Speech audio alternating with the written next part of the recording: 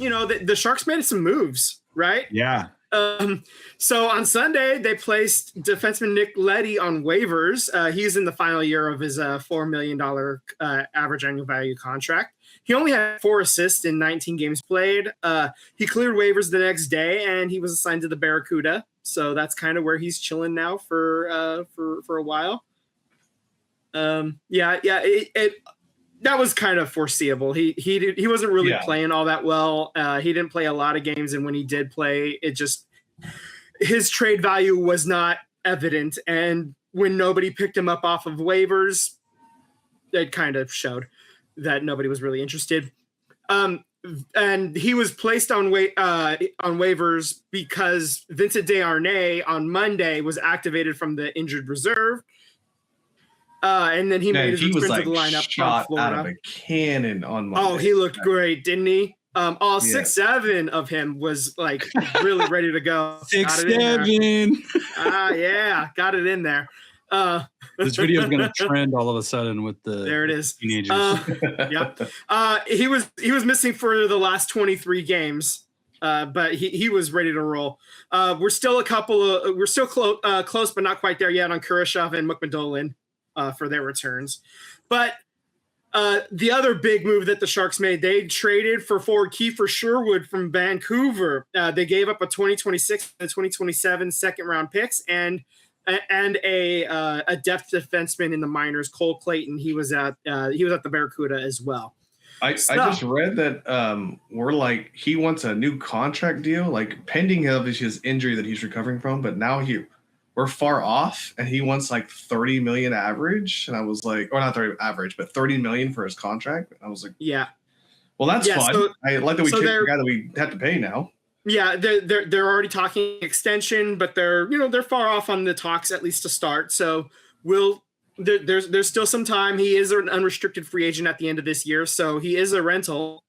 We'll see what happens. The trade deadline is about a month and a half away. It's the beginning of March. I believe it's like March 4th or something like that. So, and there is a little bit of a pause as well during the Olympic break. So there's a mini deadline, and then there's the official deadline. So there's a couple of moving pieces happening here. So there's a little bit of a mini rush happening now. So there's some moves happening, in these couple of weeks leading up to right before the Olympics start. And then there's going to be a little bit of a break. And then we're going to have a mad dash to get all those last minute moves happening before the official trade deadline. So as for the games that happened during the last week, on Thursday at Washington, Nedeljkovic had his 200th career game, and they get the win in Washington 3-2. That was good. It was a good win. Ostapchuk, Graf, and Regenda had the goals. And then in Detroit, they lose 4-2. That was a little bit unfortunate. Will Smith came back in that game, though. He did get a goal as well. Colin Graf had the other goal. That was a 13-game absence for Will Smith in that one. And then on Monday, this was the big one against Florida. Sam, that was your win of the week for last week. They get the huge win, 4-1. Matthew Tkachuk made his season debut in the game. He injured himself in the Four Nations tournament a year ago. This was Tim Liljegren's 300th career game. Your goals came from Smith, Desharnais in his second career goal. His only other one came back in October 2023. Ferraro and then Goudreau added an empty netter. Then in the middle of the game, Matthew Tkachuk got his little welcome back to the show from Desharnais. They were chirping back and forth at each other, and there was a bit of a skirmish, a little bit of a scrap between the goalies. It was all over the internet, all over social media. If you didn't see it, where were you? You've been living under a rock bed? Come on. You might have been watching the national title game, but I'm going to tell you that was a mistake. You should have watched the Sharks game. Yeah. Nedeljkovic had a goalie fight. It was the first goalie fight. It was the first official goalie fight for the Sharks, but it's the first. It's a little weird because Steve Shields got a 5-minute major for fighting for the Sharks on October 4th versus Chicago, but he didn't fight a goalie in that one. He was fighting a different player. So it wasn't a goalie fight. It was a goalie who was fighting. So it's a distinction without a difference, really. It's really weird. Dan Ruzanowski really dove into the details on that one if you were listening to the audio broadcast of the game. So Nettie is also one of 5 goalies in NHL history and the only American-born goalie to ever score a goal, get an assist, and have a fight in their career. He has a career Gordie Howe hat trick. He's a Hall of Famer, dude. Yeah, add him to the Hall of Good. There's actually an Instagram account called the Hall of Good. This week, wherever Nettie goes, his meal is comped. That's right. So with this win, this is actually the first time this season that the Sharks got a win without Celebrini contributing on the score sheet. He didn't get a goal or an assist. So we had talked about getting some scoring from guys other than Celebrini. This is the first time it happened where they got a win without him getting on the score sheet. So you'd like to see that. They sweep the season series against Florida. It's the first sweep of the season of the defending champs since they did it against the Bruins in the 2011-2012 season. So it's been a while since that happened. Even when they were good, they weren't sweeping the champs, for quite a while. And normally you'd have to do it against an Eastern Conference team because you only have to see them twice, So it's been a while. And then unfortunately yesterday, starting in the new week, Sam, you had Tampa Bay as your win of the week for this week. It did not happen. They lose 4-1 against Tampa. So unfortunate. That one did not quite go as well. They're currently 25-21-3. They're tied for third in the Pacific. Right on the cusp, kind of vacillating between the third Pacific Division playoff spot and the first wild card spot. So they're right there, right in the mix.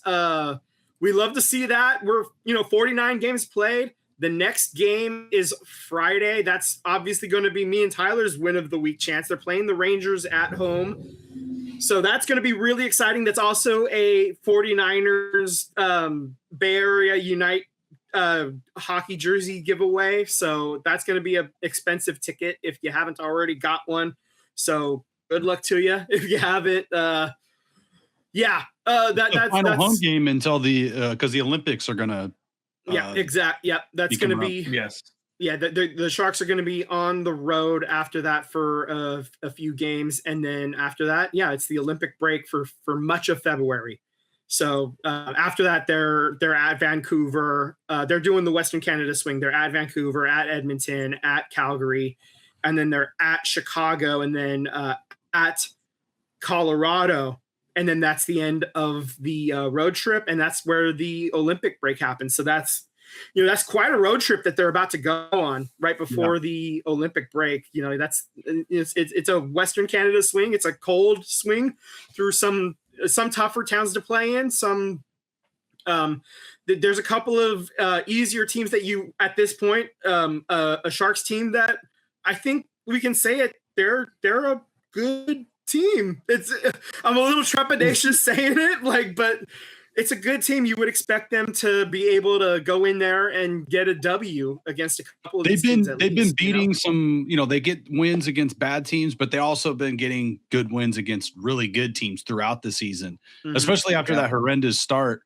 But after the Olympic break, I believe I heard on the broadcast last night that it's the easiest schedule based on win percentage after the Olympic break. So, hey, I mean, this upcoming bit of the schedule that we've basically gone through already. Yeah.